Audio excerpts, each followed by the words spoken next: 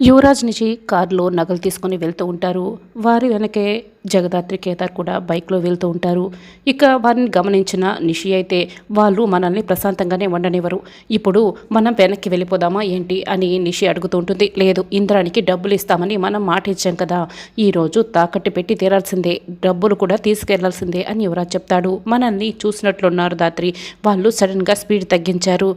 వాళ్ళు నగలన్నీ దాచిపెడతారేమో అని కేదార్ అంటాడు. లేదు, వాళ్ళు డబ్బులు ఖచ్చితంగా ఇవ్వటానికి డిసైడ్ అయిపోయి ఉంటారు. కాబట్టి మనల్ని దారి తప్పించడానికి ట్రై చేస్తారు అని దాత్రి చెప్తుంది. దారి తప్పించడం అంటే ఏం చేస్తారు? యువరాజ్ ప్లేస్లో నేనుండుంటే ఏం ఆలోచిస్తాను అని దాత్రి ఆలోచిస్తూ ఉంటుంది. నిషి ఈరోజు మేఘన బర్త్డే కదా, వాళ్ళని కూడా ఇన్వైట్ చేసింది కదా, కాబట్టే ఫోన్ చేసాయి అని యువరాజ్ అంటాడు. ఎస్, చాలా బాగా ప్లాన్ చెప్పావు అని వెంటనే నిషి మేఘన్కి ఫోన్ చేస్తుంది. వసే మనవరాలా, అలా బాధగా ఉండకూడదే బర్త్డే రోజు అని బామ్మ అంటుంది.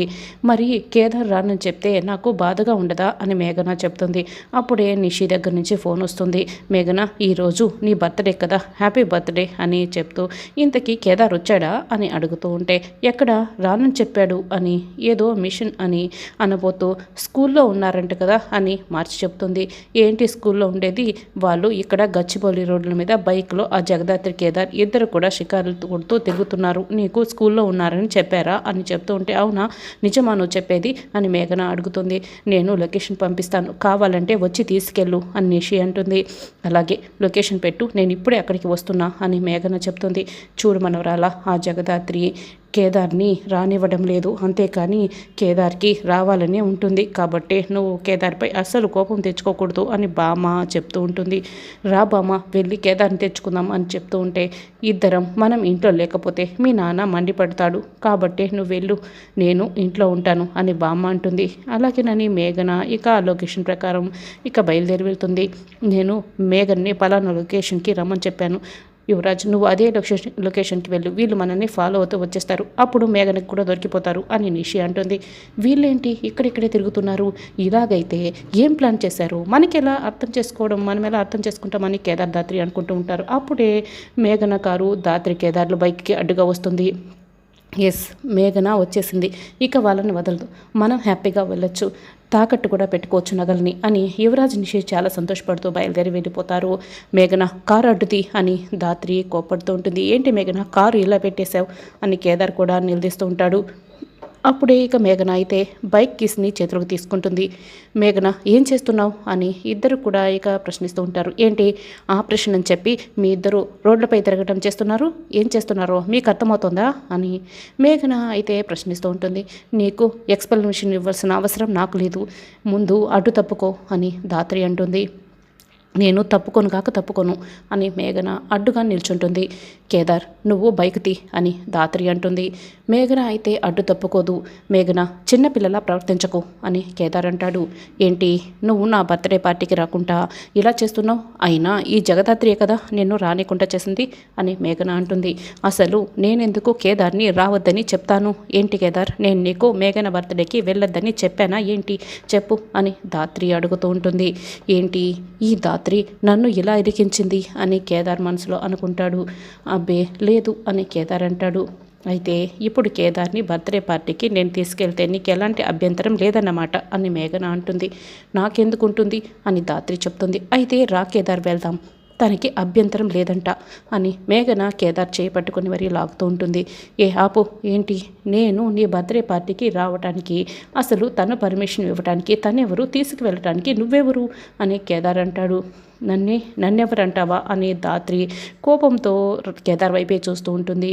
నా పంచ్ పవర్ చూపించిన అని దాత్రి సైగ చేస్తూ ఉంటుంది. అంటే నువ్వే కదా దాత్రి వెళ్ళదని చెప్పావు అని కేదార్ కూడా సైగలతో మాట్లాడుతూ ఉంటాడు. ఏంటి ఇద్దరు కూడా ఒకరినొకరు చూసుకుంటున్నారు.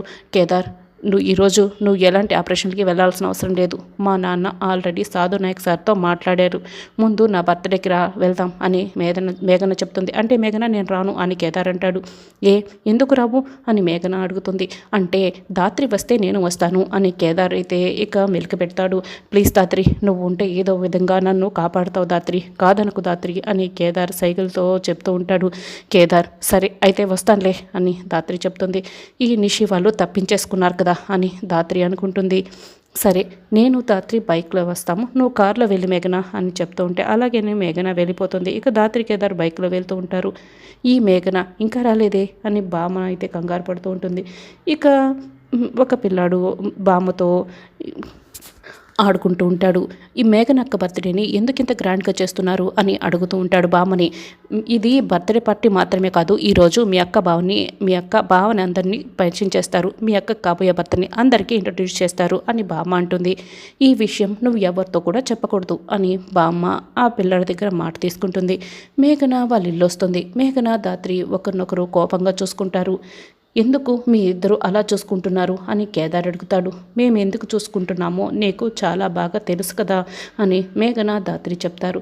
సరే కానీ ఈరోజు కేదార్ అంతా నాతోనే ఉంటాడు అని మేఘన కేదార్ చేపట్టుకుంటుంది. చెయ్యి విరుగుద్ది అని ధాత్రి వార్నింగ్ ఇస్తుంది. నువ్వేం మాట్లాడుతున్నావో నాకు అర్థం కావటం లేదు అని మేఘన అంటుంది. నాకు అర్థమైంది అని కేదార్ తన చేతిని ఇక వెనక్కి లాక్కుంటాడు. లోపలికి వెళ్తాం పదా అని లోపలికి వెళ్తూ ఉంటారు. ఐజీ ఎదురు వస్తూ ఉంటాడు. జై హింద్ సార్ అని కేదార్ సెల్యూట్ కొడతాడు. ఏంటి కేటీ, నువ్వు ఇలా సెల్యూట్ కొడుతూ ఉంటే ఇక కొట్టడం చాలా కష్టమైపోతుంది అని ఐజీ బామ్మ ఇక తమాషాలు చేస్తూ ఉంటారు. మీరేం మాట్లాడుతున్నారో నాకేం అర్థం కావటం లేదు అని కేదార్ అంటాడు. ఇక మీద నువ్వు మాలో ఒకడివి అని ఐజీ అంటాడు. ఏంటి వీళ్ళు ఇలా మాట్లాడుతున్నారు ధాత్రి, నాకేం అర్థం కావటం లేదు అని కేదార్ అంటాడు. నువ్వు పొంగిపోయి ఉబ్బి తబ్బిపోయావనుకో, ఇంటికి వెళ్ళిన తర్వాత నిన్ను రోట్లో పచ్చడి వేసి దంచినట్టు దంచి పడేస్తాను అని ధాత్రి ఇక వార్నింగిస్తూ ఉంటుంది. కేదార్, ఇప్పటి నుంచి నువ్వు ఇంటికి వెళ్ళే వరకు నీకు షాకుల మీద షాకులు, నువ్వు ఊహించినటువన్నీ కూడా ఇక్కడ జరుగుతూ ఉంటాయి. నువ్వు ముందు నీకే తెలుస్తుంది కదా, రా లోపలికి వెళ్దాం అని మేఘన చెప్తుంది. సార్, అందరూ కూడా బర్త్డే పార్టీకి రెడీ అయ్యి వచ్చారు కదా, మేము హాఫ్ అన్ అవర్లో ఇంటికి వెళ్ళి మళ్ళీ బాగా రెడీ అయ్యి వస్తాము అని జేడి అంటుంది. అవసరం లేదు, మీకోసం బట్టలు ఆల్రెడీ రెడీ చేసేసింది మా మేఘన అని బామ్మ అంటుంది. అందరూ కూడా లోపలికి వెళ్తారు. వసే మనోరాల, అసలు కేదార్ని ఒక్కడిని తీసుకురమ్మంటే ఆ ధాత్రిని ఎందుకు తీసుకొచ్చావు అని బామ్మ ఇక కోప్పడుతూ ఉంటే, ధాత్రి వస్తే కానీ కేదార్ అని చెప్పాడే బామ్మ, అందుకే తీసుకురావాల్సి వచ్చింది అని మేఘన అంటుంది. అయితే వాళ్ళ మధ్య దూరం పెంచు, వాళ్ళ మధ్య దూరం పెరిగితేనే నువ్వు దగ్గరవుతావు అని బామ్మ అంటుంది. ఇక లోపలికి రాగానే కేదార్ ధాత్రి మధ్యలో మేఘన వచ్చి నిల్చుంటుంది. ధాత్రి, కొంచెం నువ్వు కేదార్కి డిస్టెన్స్ మెయింటైన్ చేయవా అని చెప్తూ ఉంటుంది. ధాత్రి అయితే కోపంగా చూస్తూ ఉంటుంది, కేదార్ వైపే చూస్తూ ఉంటుంది. అప్పుడే ఆ పిల్లాడు హ్యాండ్స్ అప్ అని కేదార్ దగ్గరికి వస్తాడు. చుట్టూ తిరుగుతూ ఉంటాడు. ముసలి, నువ్వు చెప్పిన అతను ఇతనేనా, ఆయనైనా ఈయన అని అడుగుతూ ఉంటాడు. ఈ ముసలిది ఏం చెప్పింది, ఈ పిల్లాడు ఏం మాట్లాడుతున్నాడు అని కేదార్ ధాత్రి అనుకుంటారు. అవునరా అని బామ్మ అంటుంది. కానీ నువ్వు చెప్పిన ఆడియోకి ఈ వీడియోకి అస్సలు షింక్ అవ్వట్లేదే, నాకెక్కడో తేడా కొడుతుంది అని ఆ పిల్లాడు చెప్తాడు. అప్పుడే మేఘన వాళ్ళ అమ్మ అక్కడికి వస్తుంది. అమ్మ జగదాత్రి, ఇదిగో నీ డ్రెస్, కేదార్ ఇదిగో నీ డ్రెస్ అని ఇస్తూ ఉంటుంది. కేదార్ తీసుకోబోతూ ఉంటాడు. ఖచ్చితంగా మేఘనకి మ్యాచ్ అయ్యే డ్రెస్ ఇచ్చుంటాడు, తీసుకో కేదార్ అని ధాత్రి కేదార్ వైపే కోపంగా చూస్తుంది. మళ్ళీ ఎందుకు మీరిద్దరూ అలా ఒకరినొకరు చూసుకుంటున్నారు అని మేఘన అడుగుతుంది. అంటే మా డ్రెస్సులు బాగానే ఉన్నాయి, నిన్ననే కొన్నాం, కొత్తవి మాకు అవసరం లేదు అని కేదార్ ధాత్రి చెప్తారు. మరి ఇందాక డ్రెస్సులు మార్చుకొని వస్తామని చెప్పారు కదా అని బామ్మ అడుగుతుంది. అంటే ఇక్కడ అందరూ నార్మల్ డ్రెస్సులోనే ఉన్నారు కదా, మరి హెవీగా వేసుకొచ్చుంటారని అలా అన్నాం అని ఇంకా ధాత్రి చెప్తూ ఉంటుంది. అవును, మాకు వద్దు కాకొద్దు అని వాళ్ళు అంటారు. ఇక వాళ్ళు వద్దని చెప్తున్నారు కదా, వదిలేసే మేఘన అని ఐజీ అంటారు. అవును సార్, ఇక్కడ మార్చుకోవడం అంటే ఇబ్బందిగా ఉంటుంది అని కేదార్ చెప్తాడు. సరే, మీరు లోపలికి వెళ్ళి ఫ్రెష్ అప్ అయ్యండి అని ఐజీ వాళ్ళని లోపలికి పంపిస్తాడు. ఏంటి మనోరాల్లా గదిలో కూర్చున్నావు, రెడీకా అని బామ్మ అంటుంది. ఆ జగదాత్రి ఉండగా నేను అనుకున్నది ఏది జరగనివ్వదు. నేను కేదార్ కపుల్ డ్రెస్ వేసుకొని అప్పుడు నాన్న అందరికీ మమ్మల్ని ఇంట్రడ్యూస్ చేస్తాడనుకుంటే ఇప్పుడు కేదార్ డ్రెస్సే వేసుకోవటం లేదు. కాబట్టి నాకు ఈ పార్టీ వద్దు, ఏమొద్దు. ఇప్పుడు కేదార్ ఒక డ్రెస్సు నేను ఒక డ్రెస్సులో ఉంటే చెత్తగా ఉంటుంది. ముందు ఈ పార్టీ క్యాన్సిల్ చేసి అందరినీ పంపించేసేమని చెప్పు అని మేఘన అంటుంది.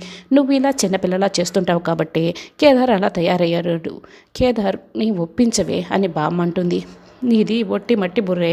ఇప్పుడు నేను బావ దగ్గరికి వెళ్తాను, ఇదంతా కూడా బావపై పడేలా చేస్తాను. అప్పుడు డ్రెస్ ఖచ్చితంగా మార్చుకుంటాడు, ఎందుకంటే ఆ డ్రెస్ పాడైపోతుంది కదా అని ఆ పిల్లాడు అంటాడు. రే, సూపర్ ప్లాన్ చెప్పావురా, పదరా వెళ్దాం అని మేఘన చెప్తుంది. ఇక కేదార్ మేఘన ఏదో ఒకటి చేసి నీ దగ్గర డ్రెస్ వేపించుకోవాలని చూస్తుంది. నువ్వు మాత్రం అసలు ఆ డ్రెస్ వేసుకోకూడదు అని ధాత్రి చెప్తుంది. అలాగే ధాత్రి అని కేదార్ చెప్తాడు. అది సరే కానీ ఇదంతా చూస్తుంటే వాళ్ళు ఏదో ప్లాన్ చేస్తున్నట్టు అనిపిస్తుంది. ఏమై ఉంటుంది అని ధాత్రి అడుగుతుంది. అసలు నేను మేఘన్ని ప్రేమించడం లేదని లెటర్ రాసి ఇచ్చాను కదా, ఆ లెటర్ చదివిన తర్వాత కూడా వీళ్ళు ఎందుకు ఇలా ప్రవర్తిస్తున్నారో నాకు అర్థం కావడం లేదు అని కేదార్ చెప్తాడు. అదే నాకు అర్థం కావడం లేదు. నువ్వు మాత్రం వాళ్ళు ఇచ్చిన డ్రెస్ అయితే వేసుకోకూడదు అని ధాత్రి చెప్తూ ఉంటుంది. ఇద్దరు కూడా స్విమ్మింగ్ పూల్ దగ్గర నిలబడి ఉంటారు. ఇక ఆలోచిస్తూ ఉంటారు. అదిగో వాళ్ళు అక్కడే ఉన్నారు, పదవే మనవరాలా వెళ్దాం అని బామ్మ చెప్తుంది. చూసావా ఆ జగదాత్రి కేదార్ని కొంగుని ఎలా ముడేసుకుందో, నేను చెప్పానా అసలు వాళ్ళ మధ్య సంబంధం ఏంటో అసలు అర్థమే కాదు, చూడు ఎలా తిరుగుతున్నారు అని మేఘన కోపంగా చూస్తూ ఉంటుంది.